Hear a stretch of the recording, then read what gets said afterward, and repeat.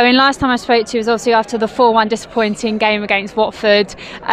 We've come here at Stamford Bridge today and we've managed to get a draw against the Premier League leaders. Obviously, it's not a win, but it's a step up from last weekend. I'd have taken that. I'd have bitten your hand off before the game for a draw.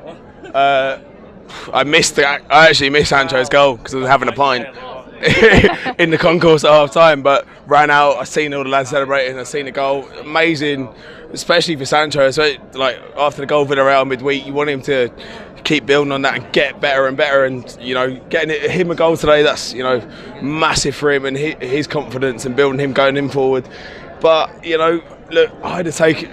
If you'd have said to me before the start of today, 1-1 draw at Chelsea, I'd have bitten your hand off. I honestly was really worried coming in today. I thought we were going to get our asses handed to us.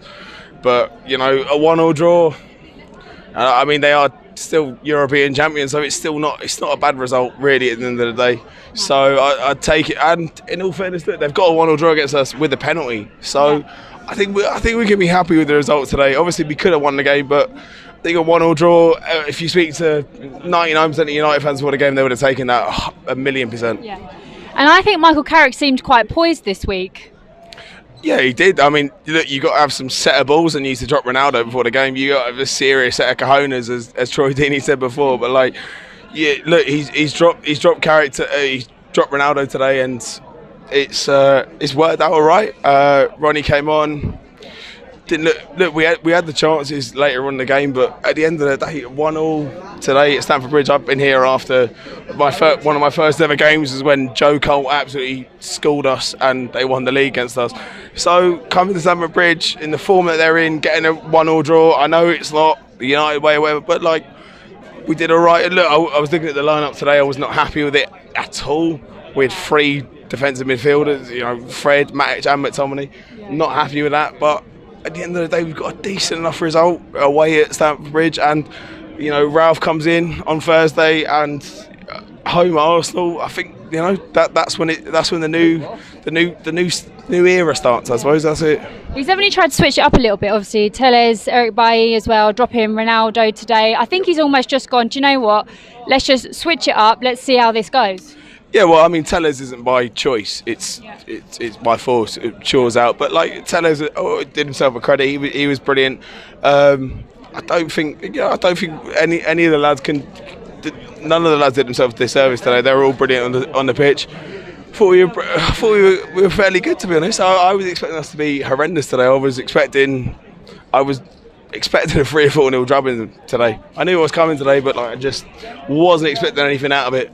But to come away with a 1-0 draw, I know it's bittersweet because we could have won the game, but still at the end of the day, to come here in the form that they're in, top of the league, European champions, it's sad to say that, but it's still not a bad result.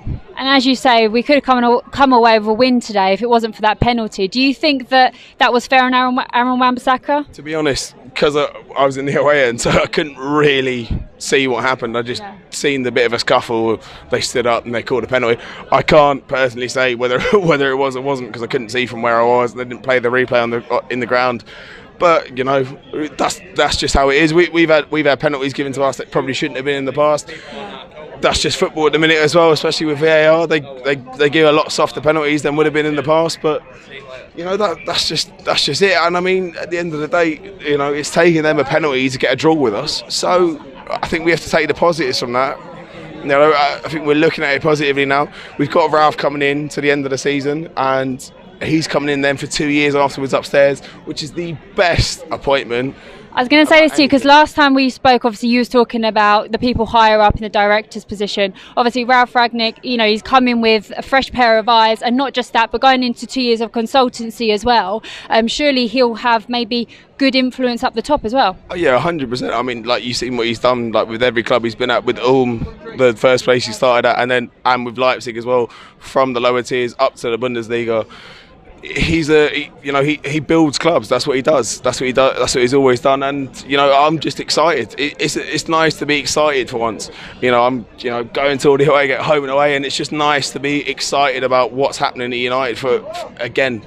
And look, it might be shit, but it doesn't matter. Look, I'm still going to be following. It doesn't matter if we go to the Championship. It's still going to be following us. So it's just nice to be excited again. It's nice to be, you know, looking at something and seeing that there's a project and some sort of a future, and hopefully he runs us well, and you know, he can lead us to something great. I mean, if we win the Champions League this season, Kirsty, I will be up and down Oxford Road, butt naked, running up and down with a can of red stripes. So that'll be me anyway. So hopefully it's something amazing. But if it's not, it doesn't matter. It's still my club. I still love it. It's regardless of what happens. It's always going to be here. And even the likes of, you know, Jurgen Klopp, they're so excited about him, aren't they? They've all been speaking very highly of him. Well, like Tuchel, we gave Tuchel his first job. Like with Nagelsmann at Hoffenheim, and Jurgen Klopp is always, he's the godfather of the Gegenpress. So, you know, him to be in with us, it was an appointment I never thought was going to happen.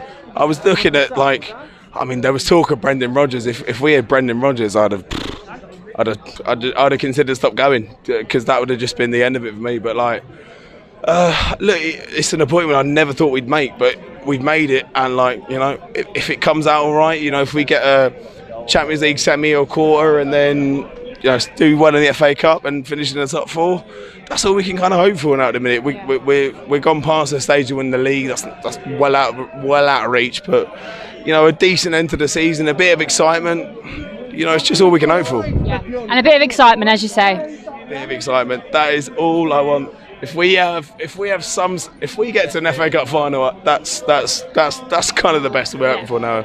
FA Cup victory, and then actually might do a parade, because, you know, we've won three trophies since Fergie and not done a parade. So if we win an FA Cup, do a fucking parade. Do a parade.